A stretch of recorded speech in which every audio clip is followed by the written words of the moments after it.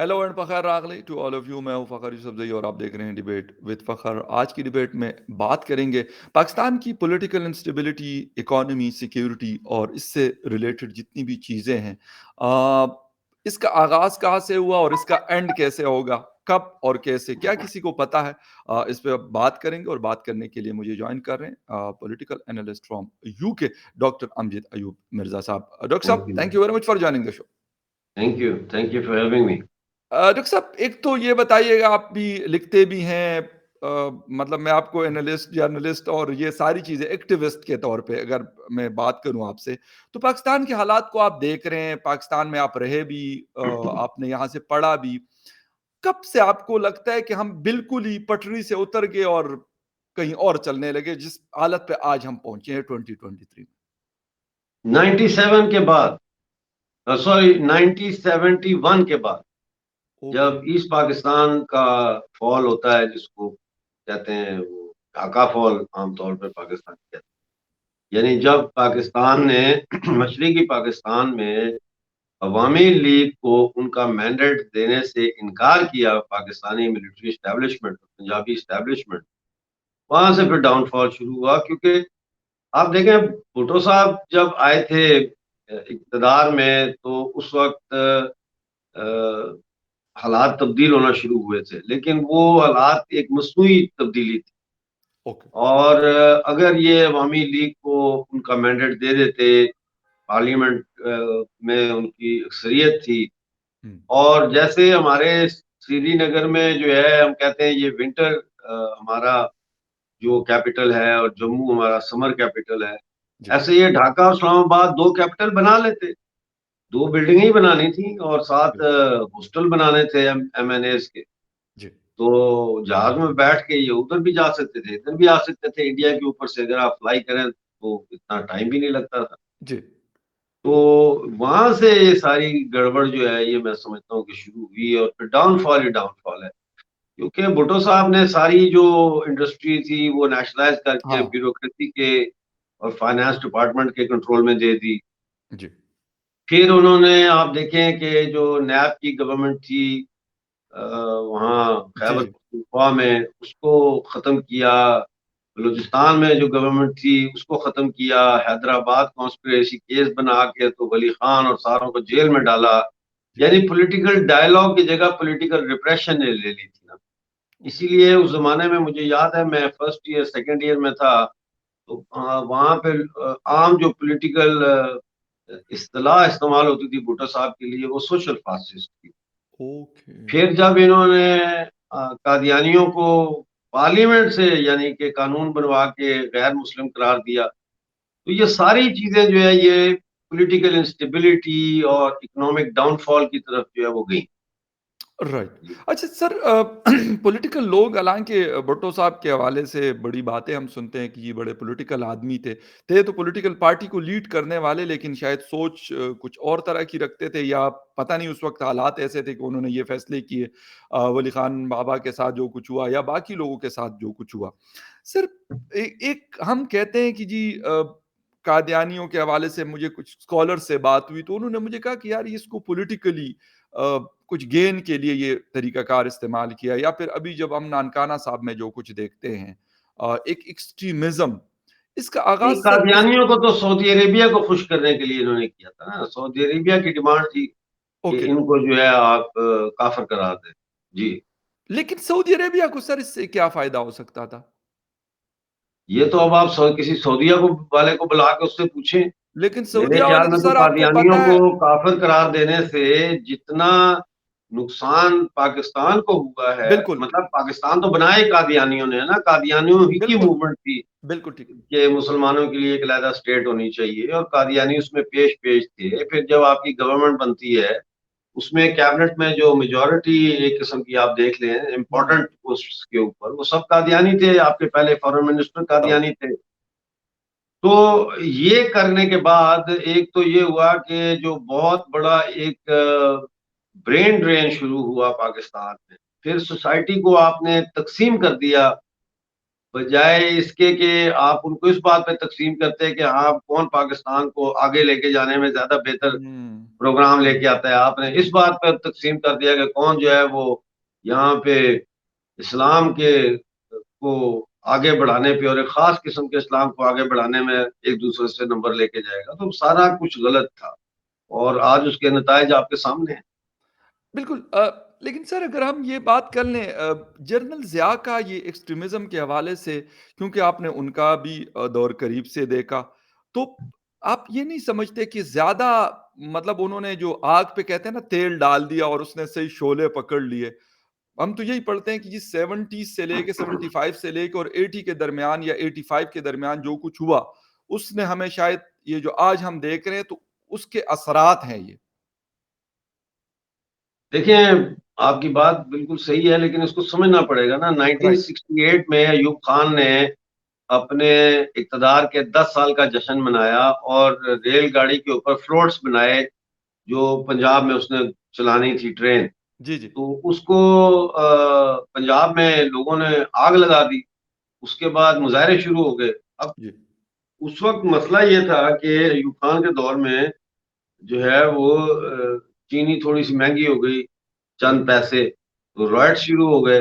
लेकिन उन रॉयट्स का एक बैकग्राउंड था। बैकग्राउंड ये था कि वो जो फ़ौजी आमरीयत थी, उसके जबर के खिलाफ और वन यूनिट जो बनाया गया जिसमें कौमी तशख़्ख़ुस हुँ। सिंधियों का, पश्तूनों का, बलोचों का, बंगालियों का ख़त्म करके उनके ऊपर एक पाकिस्तानी जो है ना वो कौम का एक जो है टोपी पहनाने की कोशिश की गई। ये जी। बहुत सारी चीज़ें थी, जिनके नतीजे में 1968 में बहुत बड़ा रेवोल्यूशन आया और वो कल्मिनेट होता है इस शक्ल में कि ईस्ट पाकिस्तान में जो है वो अवामी लीग की तहरीक बहुत ज़ोर पकड़ती है, 6 नकाती प्रोग्राम आता है जी। उनका अवामी लीग का, मुजीबुर रहमान का 6 नकाती प्रोग्राम, आप उसके ऊपर बहस करने के बजाय अरगतल साज़िश बिल्कुल। केस करते हैं और उनको जी। अंदर कर देते हैं।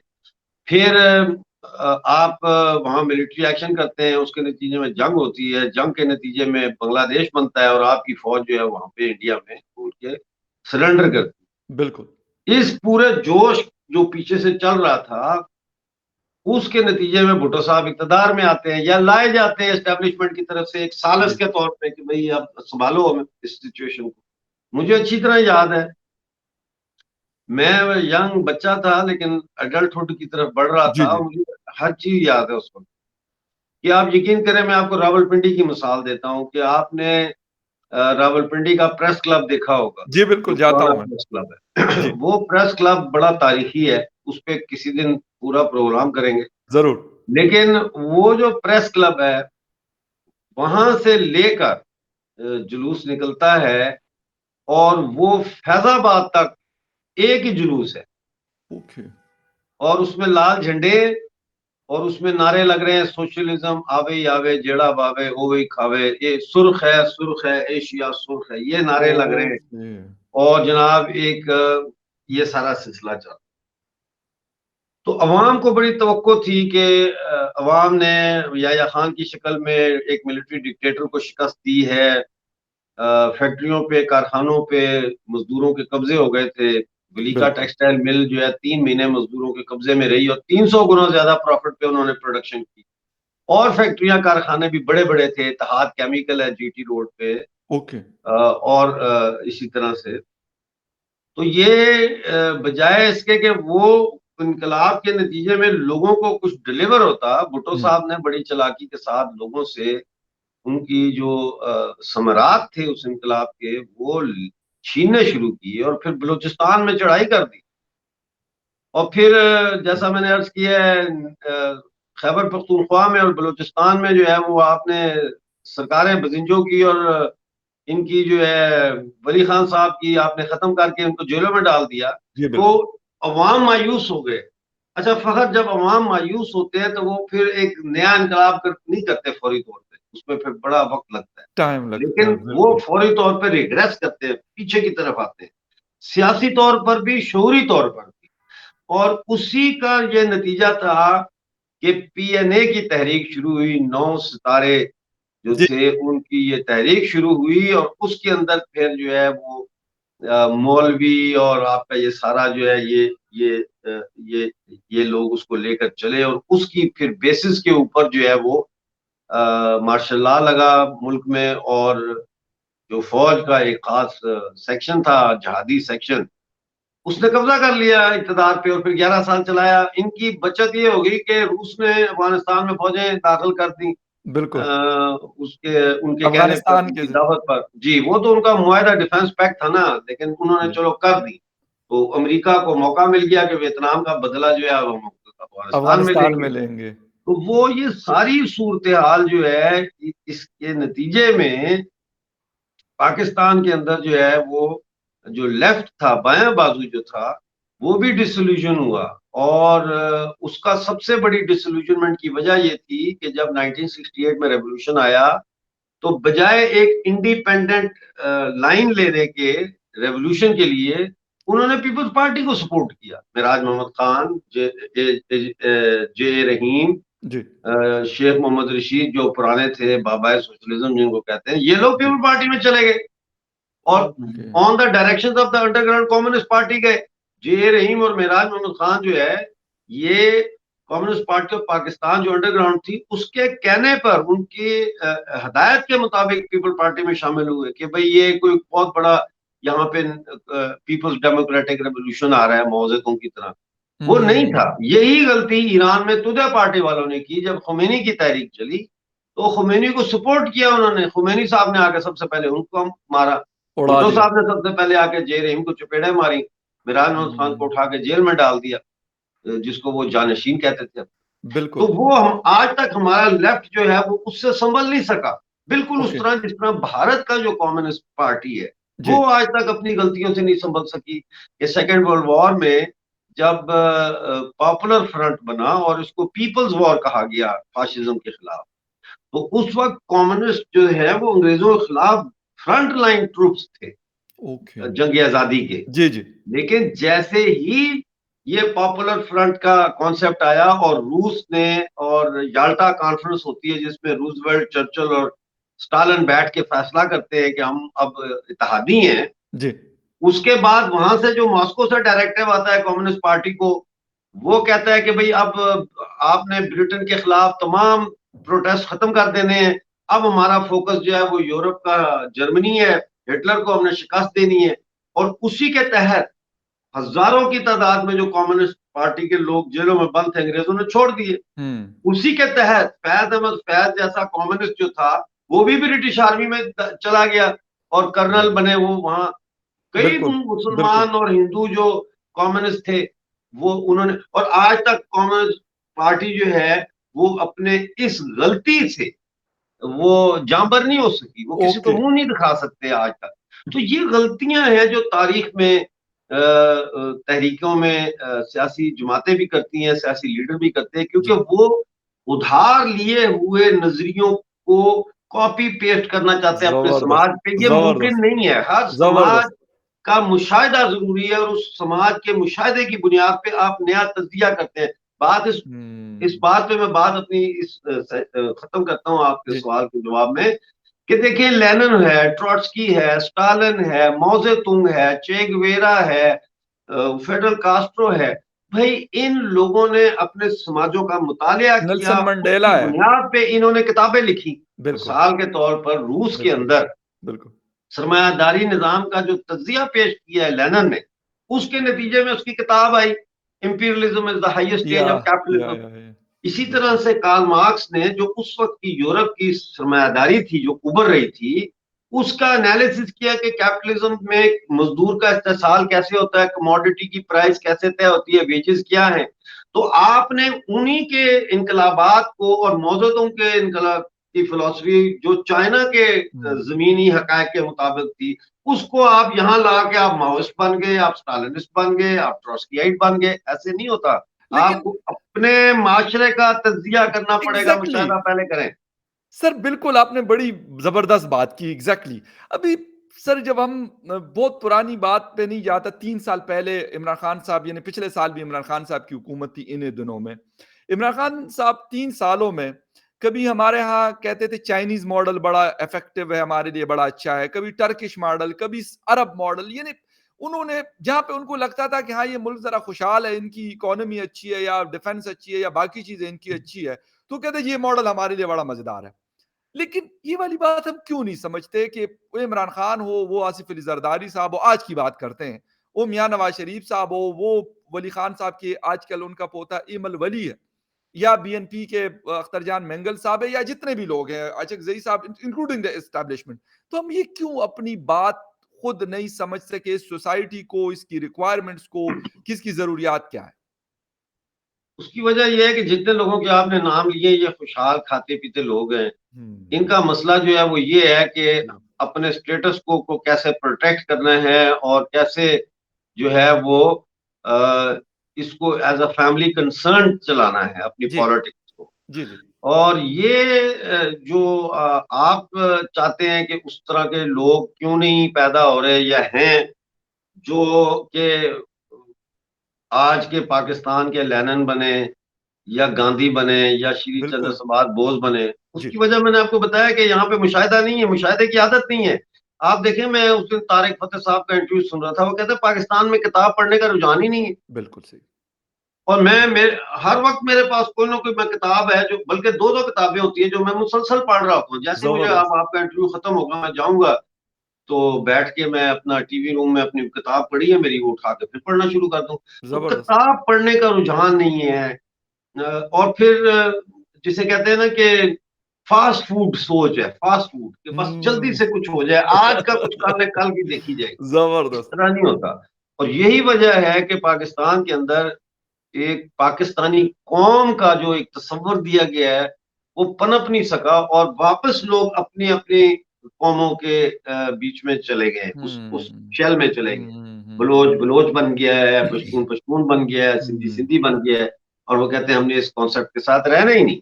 हम्म। तो इसकी मेन मैं समझता हूँ कि मुशाहिदा है, बहुत जरूरी है। मुशाहिदे के बगैर आप, ये जितने मैंने नाम लिए हैं इन इनकलाबियों के, मैं भी इनको हम्म। पढ़ा है, पढ़ता भी हूँ। राइट। तो एक राइट। दफा पढ़ने से थोड़ी काम होता है, बार बार पढ़ना पड़ता है, बिल्कुल। उसकी बिल्कुल। तरफ जाना पड़ता है।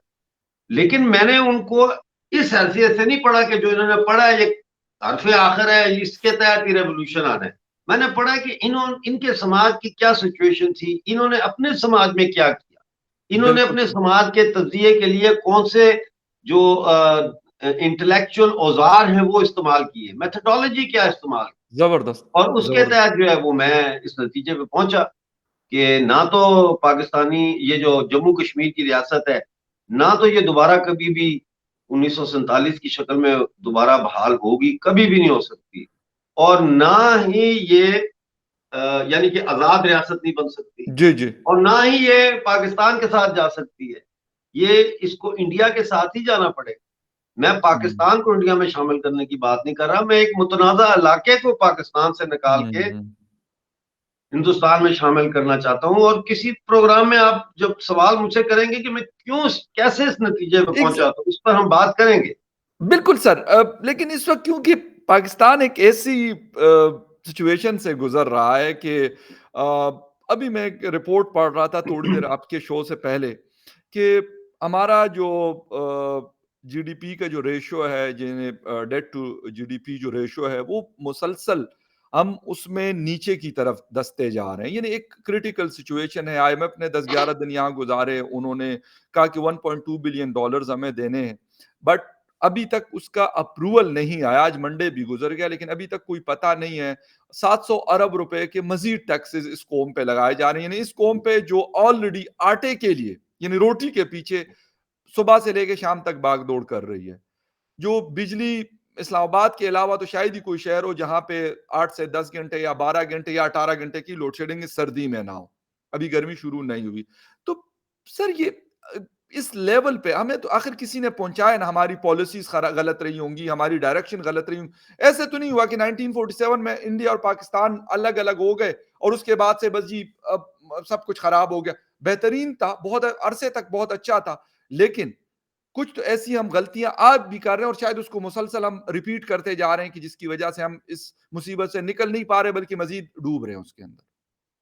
देखिए, पहली बात तो ये कि कभी भी अच्छा अच्छा नहीं था। वो मैं आपको बताता हूँ कि जो 50s की दहाई को या जी। 60 की दहाई को कहा जाता है ना कि गोल्डन पीरियड ऑफ पाकिस्तान, जी, ये इमरान खान का प्रोपेगेंडा है। जी, जी। देखें, पाकिस्तान को भिखारी किसने बनाया? बिल्कुल ठीक। जवाब देना, आपसे मैं सवाल करता हूँ, आपका इंटरव्यू नहीं करता डॉक्टर हूँ, साहब पाकिस्तान मैं को तो यही भिखारी किसने मैं बनाया? मैं कहता हूँ ना कि हमारी पॉलिटिकल लीडर, एस्टेब्लिशमेंट सब मिलके इसमें हिस्सेदार हैं।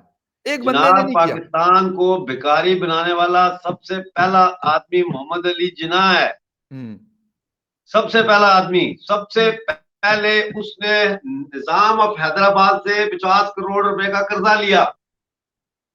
फिर उसने अमेरिका से कर्जा लिया। जिन्ना ने अपनी जिंदगी में पाकिस्तान की बुनियाद जो है, इसकी सारी जो सनत शनत मदद है, ये सारी इसकी बुनियाद ही कर्जे पे है। यहाँ तो कुछ था ही नहीं। उसके बाद सैगलों को, टवानों को, नूनों को सरकार ने फैक्ट्रियां पैसे दिया और फिर हुँ, कर्जे माफ किए उनके। उनको फैक्ट्रियां दी चलाने के लिए कि चलाओ, बनाओ, टेक्सटाइल इंडस्ट्री बनाओ, ये बनाओ, रबड़ इंडस्ट्री बनाओ, और वो बनाई गई। और फिर अयूब खान ने उनके कर्जे माफ किए और वो अमीर से अमीरतर होते गए 50s और 60s में। अवाम गरीब से गरीबतर होती गई। इसीलिए भुट्टो साहब ने जो कैंपेन चलाई थी 1968 में, जी, उसमें वो कहते थे 22 खानदान, 22 खानदान। हाँ, वो वही 22 खानदान इंडस्ट्रियलिस्ट खानदान थे ना। आज भी है। उनको अयूब खान की सरकार ने खजाने से पैसा देके उनको फैक्ट्रियां चलवाई, सारा कुछ किया और फिर उनके कर्जे माफ किए। हुँ, तो ये शुरू से ही इसकी बुनियाद जो है, जिसको हम कहते हैं नी, वो नी ही गलत रखी गई है। और फिर आपने, चलो मानता हूं, आपने ले लिया कर्जा, उस वक्त नया था मुल्क, पैसे नहीं थे, फौज नहीं थी, ले लिया कर्जा, जी, इंडस्ट्री लगानी थी वगैरह वगैरह। और भाई उसके बाद तो आपको चाहिए था कि आप कोई अपना या प्रोटेक्शनिस्ट पॉलिसीज अपनाते। Exactly, exactly, protectionist policies economy के लिए अपनाते हैं। इंपोर्ट बंद होती है आपकी उन चीजों की जो आप खुद बना रहे बिल्कुल ठीक, एग्ज़ैक्टली, हैं। कम्युनिटी बेस्ड कॉटेज इंडस्ट्री उठाते हैं आप, स्मॉल इंडस्ट्री, फिर हैवी इंडस्ट्री। आज देखें इंडिया में 615 जो है वो मुरबा, उसके ऊपर एकर्स के ऊपर जो है वो हेलीकॉप्टर फैक्ट्री बना रहे हैं ना अपनी। बिल्कुल है। कहते हैं 1000 हम बनाएंगे हेलीकॉप्टर साल जी, का। एम्बुलेंस हेलीकॉप्टर, सिविल जरूरत के लिए हेलीकॉप्टर, फायर जी, जी, ब्रिगेड के लिए हेलीकॉप्टर, फौज के लिए जंगी हेलीकॉप्टर। बिल्कुल तो ठीक, वो उन्होंने किया ना, उसको कितने साल वहां पे उन्होंने इंपोर्ट पे पाबंदी लगाई। बिल्कुल ठीक। इसीलिए जो इमरान खान कहते हैं ना कि जो इंडियन आते थे पाकिस्तान, वो हमें देख के हैरान हो जाते थे। भाई वे हैरान होते थे बेवकूफ आदमी, इसलिए कि तुम लोगों ने अपनी इकोनॉमी को प्रोटेक्ट नहीं किया। तुम इंपोर्ट कर रहे थे बिल्कुल, बाहर से Toyota Datsun car, Toyota car, और जो है मर्सिडीजें, और दूसरी जो कार थी हुँ, हिलमन वगैरह, और ये स्कोडा गाड़ी, और ये चीजें बिल्कुल, तुम वॉक्स वैगन तुम बाहर से इंपोर्ट कर रहे थे। वो तो नहीं कर रहे थे इंपोर्ट। उन्होंने तो वो पुरानी एम्बेसडर जो है उसी के ऊपर गुजारा किया, या जो फिएट का जो प्लांट उन्होंने लगाया था फिएट गाड़ी का, वो जी, अपने जी, घर में फिएट गाड़ियां बना बना के अपना गुजारा करते रहे। ठीक है ना। तो ठीक, आपने खुद बर्बादी अपनी की है। आज वो आप जिन पे हंसते थे, धोतियों वालों पे, हैं, पजामा वालों पे, तिरछी टोपी वालों पे, आज हाँ। उन्होंने लगा ली है, हेलीकॉप्टर की भी सर फैक्ट्री 600 लगा अरब ली है, डॉलर भी ट्रकों है की भी उनके लगा ली पास। है, सारा कुछ लगा सिर्फ लिया है। फैक्ट्री और नहीं है। आप जो है कल उनसे खरीदेंगे, यही सर इनसे रिज़ इंडिया से मैं खरीदने कहता पे हूँ मजबूर होंगे आप कि सर हेलीकॉप्टर, 600 क्योंकि वो अरब सस्ते डॉलर होंगे। के सर 600 अरब डॉलर के उनके पास इस वक़्त रिज़र्वायर्स हैं, दुनिया में 5वें नंबर पर हाईएस्ट रिज़र्वायर्स हैं। हम 1.2 बिलियन के लिए इस वक़्त मारे-मारे फिर रहे हैं सर और और मैं सर जी, कहता वो हूँ आपका इस वक्त पाकिस्तान का इन्होंने ये हाल कर दिया है कि ये 100 जूते भी खाएंगे, 100 प्याज भी खाएंगे। खिला रहे हैं सर, मिलेगा इनको फिर भी कुछ नहीं। खा लिए और मिलेगा फिर आइंदा भी कुछ नहीं। और सर आप देखें, आइंदा भी आप होगा। देखें जी, यूट्यूब पे जाएं जी, और जियो न्यूज की क्लिपिंग्स निकालें, जिसमें आईएमएफ के डेलीगेशन जब आया तो उसकी खबर खबर जी, चला रहे हैं वो। बिल्कुल आप ठीक। जरा आईएमएफ वालों के चेहरों के एक्सप्रेशन देखिए और इनके चेहरों के एक्सप्रेशन एग्री देखिए, सर। वहीं से आपको सारी कहानी पता लग जाती। बिल्कुल ठीक, बिल्कुल सही, बिल्कुल सही। और सर वो यही कहते हैं ना कि हम यानी यानी तबीयत हमारी नवाबों वाली है, लेकिन जेब में हाँ, हमारा कख नहीं होता। तबीयत सर हमारी नवाबों वाली है, हम कहते हैं जी मर्सिडीज़ से नीचे फ्यूडल गाड़ी तो कोई सोसाइटी है ना। आपके यहाँ इंडस्ट्रियल सोसाइटी पैदा नहीं होने दी आपने, फ्यूडल सोसाइटी है, एग्ज़ैक्टली। रवैये फ्यूडल हैं, जो जागीरदारों के रवैये होते हैं बिल्कुल, वही हैं हमारे बिल्कुल, रवैये वहाँ। बिल्कुल। और शायद तो यही हमारी वजह है कि भूख से मरने की यही सबसे बड़ी वजह है कि दुनिया इंडिया की तो ख़ैर हम बात नहीं बिल्कुल करते। मैं आजकल अफ़गानिस्तान के साथ अपना कंपैरिज़न करता हूँ। मैंने क्या बांग्लादेश के बात है, साथ भी आप सर देखो, 2 देश 90 अफ़गानी का 1 डॉलर है, सर मैं 90 इसीलिए अफ़गानी का डॉलर है, मैंने और ये पाकिस्तानी रुपया 300 को छू रहा है। सर मैंने इसीलिए अब इंडिया के साथ मैं नहीं कंपेयर करता। अब मैं बांग्लादेश के साथ भी सर कंपैरिज़न नहीं करता। मैं कहता हूँ यार उनके साथ इसलिए नहीं बनता कि 35 अरब डॉलर इस वक़्त भी बांग्लादेश के पास है, 600 अरब डॉलर इंडिया के पास है और 6.5 का ग्रोथ रेट है, तो मैं उनका कंपैरिज़न तो बिल्कुल नहीं बनता। तो मैं अफ़गानिस्तान के साथ इसलिए कर लेता हूँ कि चलो पासपोर्ट में भी हमारे एक साथ के हैं, टॉप मतलब जो वर्स्ट पासपोर्ट है 4 उसमें अफ़गानिस्तान भी है शुक्र है और पाकिस्तान भी है, तो मैं उनके साथ चलो अपना कंपैरिज़न कर लेता हूँ। कि सर उन्होंने बेहतर इन तालिबान ने जो पगड़ियां बांधी हुई है मदरसों के पड़े हुए उन्होंने 1 साल 1.5 साल से अपने मुल्क को सर बेहतर मैनेज किया लेकिन जो हमारे एक्सपोर्ट और पता नहीं कौन-कौन सी यूनिवर्सिटियों से कहते हैं हम पीएचडी हैं लेकिन हाल यही है कि आज भी आईएमएफ के सामने हम यूं करके बैठे हैं और वो हमें जूते मार रहे हैं और वही वाली आपकी बात सर कि 100 प्याज भी और 100 जूते भी लेकिन उसके बाद भी हमारी गर्दन निकल नहीं रही बल्कि मजीद पस रही है थैंक यू वेरी देखें, मच सर जी प्लीज जो कौमें होती है ना, कुछ कौमें जो है वो तारीखी तौर पर ऐसे हालात से गुजरती हैं कि वो बेगैरत हो जाती हैं। हम्म, कुछ कौमें तारीख उनको ऐसे तराश देती है कि वो बन जाती हैं इंतहाई गैरतमंद हो जाती है। बन जाती हैं वो अब मेरे इसका ये मतलब नहीं है कि मैं तालिबान को सपोर्ट करता हूँ, लेकिन मैं पश्तून जो है कौम, और मैं भी नहीं करता मैं रहा उनको हूँ सपोर्ट। पश्तूनों में, मुझे पश्तूनों का पता है। पश्तून वली एक हमारा कल्चर का बिल्कुल, हिस्सा है बिल्कुल है, पश्तूनों का। पश्तूनवली है, बिल्कुल। दुश्मन भी चला जाएगा ना उनके पास, अगर कत्ल करके किसी को, तो वो हवाले नहीं करेंगे उसको। नहीं करते। अव्वल तो कोई लेने नहीं जाएगा जिसको पता है पश्तून वली। बिल्कुल ठीक। अब देखे, तालिबान पश्तून है, और वो सिर्फ उसको छोड़ दें उनके मजहबी बिलीफ को या बिल्कुल ठीक, शरी कानून, तो बिल्कुल ये ठीक। तो वो सियासी हिस्से को छोड़ दें आप। Politically they are nationalist. या वो नहीं झुकाएंगे सब, पश्तून नहीं झुकाएगा सर, क्योंकि वो 200 साल 300 साल से लड़ रहा है हमलावरों के खिलाफ। उसके हुँ, मिख में है, उसकी बैकबोन में जो मगज होता है उसके बिल्कुल, अंदर है कि उसने प्रोटेक्ट करना है। उसके एग्री। जुग्राफियाई हालात ने उसको मजबूर किया है कि वो अपने आप को प्रोटेक्ट करे। वो एक जंगी कौम बन चुकी है हमेशा बिल्कुल से, ठीक। मतलब है ओवर अ पीरियड ऑफ बिल्कुल 200 ईयर। और बिल्कुल, बिल्कुल, बिल्कुल। तो अब वो इक़्तिदार में आ गए हैं, तो अब आप इसको ऐसे देखें कि ठीक है, तालिबान इक़्तिदार में आए हैं, उन्होंने औरतों की तालीम बंद कर दी है, उन्होंने लोगों को कोड़े मारे हैं, किसी का शायद हाथ भी काटा है, सरेआम फांसी भी दी है। वो एक जूरिस्प्रूडेंस का मसला है, बिल्कुल। वो एक उनकी आइडियोलॉजी का मसला है। उसको हम फिलहाल जरा साइड पे रखते हैं, जी, हम उसको बिल्कुल। सपोर्ट नहीं करते, लेकिन जी, उसको जरा सा थोड़ा सा जो है ना जी, जी। डाइसेक्ट करते हैं। राइट। उसमें अब आप ये देखें कि उन्होंने कहा कि हमें किसी और मुल्क के साथ हमारा यह मुतालबा नहीं है कि आप वहां इस्लामी निज़ाम लाएं या वहां शरी निज़ाम लाएं, लेकिन यहाँ पे हमारा शरी निज़ाम होगा। उन्होंने वहां डोर वो क्लोज कर दिया ना, आईसिस जी, खुरासान ने नहीं किया, इन्होंने कर दिया। बिल्कुल। उसके बाद पहला काम जो ये तालिबान गवर्नमेंट है, पश्तून गवर्नमेंट, इन्होंने क्या किया? इन्होंने सबसे पहले इंडिया को कहा कि आप अपने प्रोजेक्ट जारी रखें। Yes, exactly. ठीक है, उसके बिल्कुल। बाद इन्होंने मुआहदा साइन किया। वो शाहीन साहब जो है इनके तर्जुमान, जी, जी, जी, बिल्कुल। सुहेल शाहीन। उन्होंने मुआहदा साइन किया 12 नए प्रोजेक्ट्स का। वो बिल्कुल। डेवलप करना चाह रहे हैं अफगानिस्तान को अपने अंदाज से, बिल्कुल ठीक बात। लेकिन बिल्कुल। डेली उन्होंने बॉर्डर खोला हुआ है। वो कहता है जितना डॉलर पाकिस्तान से ला सकते हो लाओ, 50 लाख डॉलर डेली 50 जा लाख रहा का है। डे सर ब्लूमबर्ग ये बता रहा है। 50 ब्लूमबर्ग, हाँ लाख जी, बिल्कुल। 50 लाख डॉलर डेली जा रहा है। मुझे तो पहले ये बताएं, पाकिस्तान तो कहता है हमारे पास डॉलर नहीं है, तो ये कहां से आ गए इनके पास सर ये डॉलर? ये वो जिनके डॉलर पास हैं जो इन्होंने करप्शन के डॉलर हैं, एग्ज़ैक्टली ये बिल्कुल, करप्शन एग्ज़ैक्टली। के डॉलर हैं। एब्सोल्यूटली राइट तो बिल्कुल ये वही डॉल आप तालिबान को या अफगानियों को या पश्तूनों को बुरा कहने से पहले या गाली देने से पहले इनको अपने हुँ, गिरबान में झांकना चाहिए, एग्री बिल्कुल सर, झांकना बिल्कुल, चाहिए। और बिल्कुल। अगर तालिबान जो है वो टीटीपी को वहां बना देते हैं तो वो ठीक करते हैं, क्योंकि वो हुँ, उनके नजरियाती भाई हैं।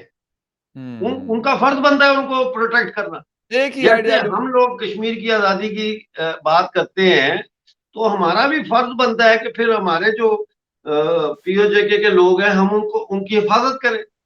कल को ठीक। अगर कोई दूसरा मुल्क गुलामी में जाता है तो हम उनको भी बना दें अपनी जगह और उनको ट्रेन करें राइट, आजादी के लिए। राइट। डॉक्टर ये साहब थैंक बहुत यू। जी। लंबी बात हो जाएगी, लेकिन किस्सा मुख्तसर ये है कि अब तो लोग अफगानिस्तान से अमेरिका भी मुतासर है। आपको पता है $40 मिलियन की ह्यूमैनिटेरियन एड दी जी, है बिल्कुल, अमेरिका ने पिछले 2-3 एग्ज़ैक्टली। दिन पहले, बिल्कुल ठीक, बिल्कुल सही, है ना? बिल्कुल सही। तो और यही चीज़ें होती हैं, मैं यही कह रहा हूँ कि हमें तालिबान की आइडियोलॉजी से बिल्कुल हम डिसएग्री थे, डिसएग्री है और डिसएग्री रहेंगे। लेकिन उनकी मैनेजमेंट मैं कहता हूँ कि हमारे मुकाबले में बहुत बेहतर है। 50 साल बोला है, जंग लड़ी, जंगज़दा मुल्क रहा, उसके बावजूद उनकी मैनेजमेंट बेहतर है। इस तरह की लोड शेडिंग नहीं है, महँगाई नहीं है, इन्फ्लेशन इस तरह का वो नहीं जिससे भाई वो पाकिस्तान कमिटेड है ना। कमिटेड है। दुश्मन आपका दुश्मन है वो। ठीक है, तालिबान हमारा चलो दुश्मन है, बिल्कुल। लेकिन दुश्मन जो है वो फिर ऐसा दुश्मन है कि उसकी दुश्मन की तारीफ तो करनी चाहिए ना। यार मैं कहता हूँ अगर जो भी वो, अच्छा कर हाँ, रहा है, अगर दुश्मन अच्छा इज़राइल अच्छा दुश्मन कर होना रहा चाहिए। है, इज़राइल दूसरा अच्छा कर रहा दुश्मन है, को बिल्कुल क्या करना तारीफ़ है हमने, करनी स्टूपिड चाहिए। दुश्मन को। इंडिया अच्छा कर रहा है, बिल्कुल तारीफ़ करनी चाहिए। अफ़गानिस्तान अच्छा कर रहा है, तो बिल्कुल तारीफ़ करनी चाहिए और ये बनती है और हमें सीखना चाहिए उनसे। डॉक्टर साहब थैंक यू वेरी मच आपके टाइम का thank you, and thank you very much for watching debate with Fakhar रसूल। थैंक किसी यू, और डिबेट में फिर मिलेंगे, तब तक के लिए take care and bye. Thank you sir. Thank you very much.